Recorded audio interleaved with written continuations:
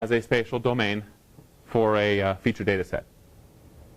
Follow me on that? Everyone okay with that? And attribute domains. I've been alluding to those quite a bit throughout this presentation so far. There's two different types of attribute domains.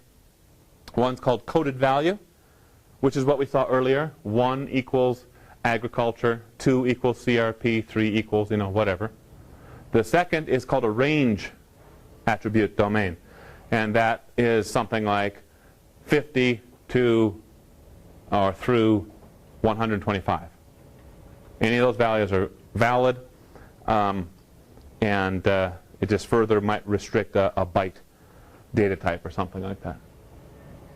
Then we have these special Z and M domains. We'll talk just a little bit about those. Not going to get into them in any great detail, though, in this class.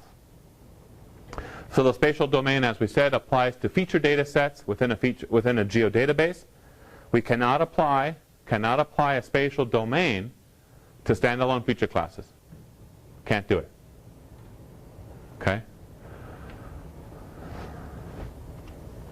Special M and Z domains are not dealt with in detail in this class, but in a nutshell, these are measures, and the Z is elevation. Okay, so we can apply, if we want to, we can apply a Z domain if we're dealing with elevation data to try to eliminate or try to impose some quality assurance, quality control measures on the data entry inside of our geodatabase. Let's say that we want to make sure that all elevation entries for a survey that's being done in Pocatello, a field campaign being done in the Pocatello area, let's say we wanted to make sure that all the entries were done, elevation entries were in meters. Right? Could we apply a Z domain to help make that happen? In other words, is there a distinct difference between expressing elevation in meters versus in feet? Can we use a domain to help us make sure that happens? What's roughly the elevation of Pocatello in feet, where we are right here? Just roughly. Huh? 45. Yeah, very good. I would say the exact same thing. About 4,500 feet. What is it in meters? Quickly divide by 3.28. Huh? What, about 1,500? 1,200? Somewhere in that range. So if we want to make sure that only meters are entered as the Z value, we could apply a Z domain of, let's say, from 1,000 to 2,000. And if a person's going to put in elevation in feet, well, they're going to start minimum at 4,000, and it won't take it. It just won't accept it. See what I mean? So we can use that. A lot of times we can use these attribute domains, these different domains, to improve our quality assurance, quality control measures, QA, QC, on a geodatabase. The M domain is measures. So if you get into dynamic segmentation, you will need to use an M domain. Dynamic segmentation is this idea. Highways are a great example. Let's say that we have one feature which represents I-86 from the junction where it flows into I-15 right here in Pokey, all the way to the Burley, Rupert area where it ends. I think it's the shortest interstate in the world. Okay? And that's all one feature, one arc. Okay, can you visualize that in ArcGIS? But then, let's say that we wanted to build some additional information onto that arc regarding the maintenance of that highway, the surfacing and resurfacing of that highway, of that interstate. What we used to have to do years ago, if a highway, let's say, was resurfaced from mile marker 20 to mile marker 35, is we'd have to split the arc.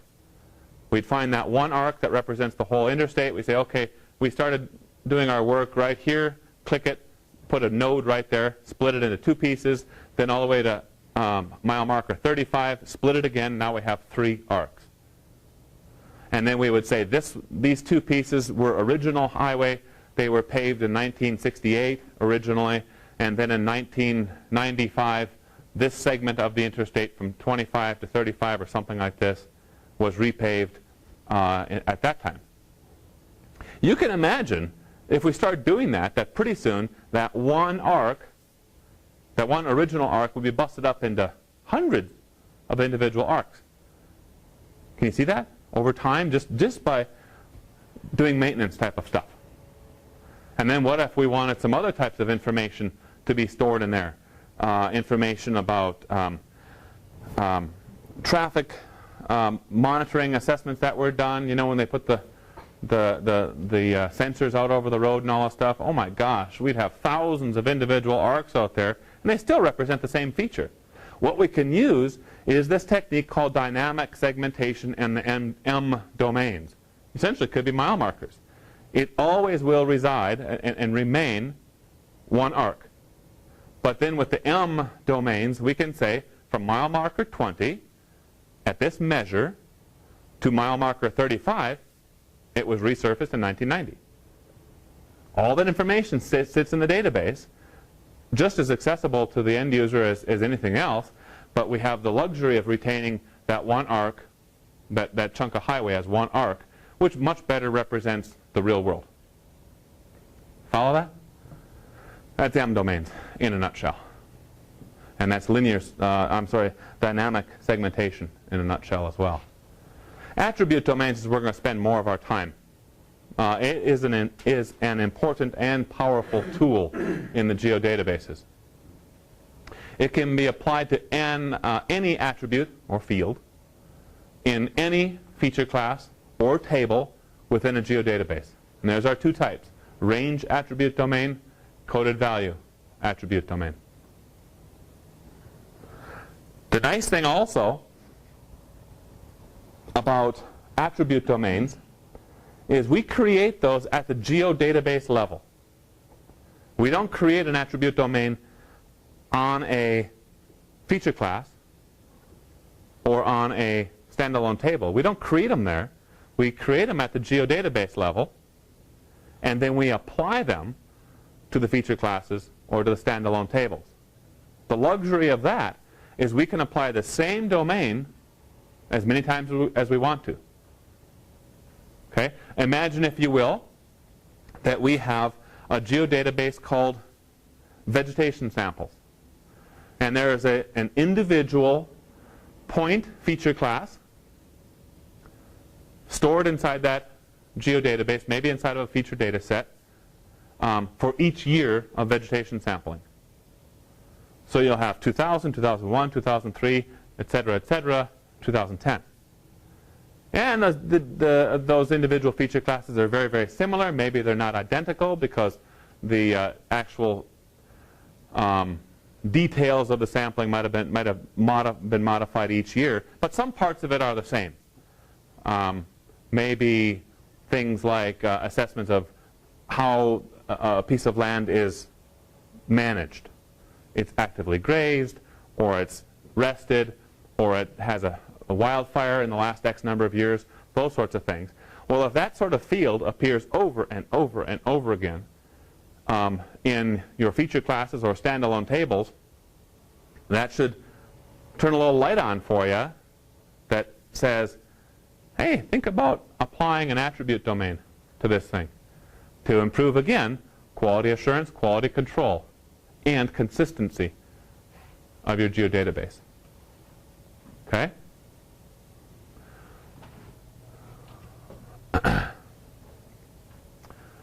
So let's talk now a little bit about data modeling. This is the idea that, or the thought process we need to go through to determine what data type we want to apply to each field or attribute in our table, standalone table, feature class, whatever it is. Okay? It's not the same as database modeling. 2 different terms. Database modeling is really database design. This is data modeling, so we deal with how the data is stored in the database, not the structure of the database itself. And so let's make sure you see that distinction. Some generic data types, we've already thrown out quite a few of those. A short integer, long integer, float, double, so on and so forth. The thing I want you to see here, take a look at, is the valid range of those values. Okay? And that's good because when you're deciding what data type you want to apply to a field attribute that you're creating in a table, you need to make sure it fits into the range of or the extent of that data type to begin with. And then another thing to look at, and this is more of a duty in IT for GIS, but the other thing you'd want to look at is the amount of storage space occupied by each data value. And if you take IT for GIS, we go through an exercise just doing data type modeling. And take a look at that a little bit. In this class, I'm not going to worry about it or talk about it too much. Mostly, you'll want to look at the range of values that each of those generic data types can support. Text or string or character-based data types are the most or the least efficient, if you want to call it that. They occupy the most space per data value. It's 10 bytes as an overhead plus the maximum length of the field, which you have to specify when you build these things, so when you build a database table. And that's the number of total bytes per data value. So if you specify, if you have an attribute that you call last name, right? Person's last name. It's pretty easy to see how that would ever be in a database, right? And then you say, yeah, this is going to be a text field. And I'm going to make it, how long should I make it? Got to be generous. You don't want to be cutting these names off, right? So maybe 50. Right? So you have 10 bytes overhead, another 50 characters, that's 60 bytes per data value. If you have 1,000,000 records, that's 60 million bytes. Just for that one attribute. Okay? That's a lot of space.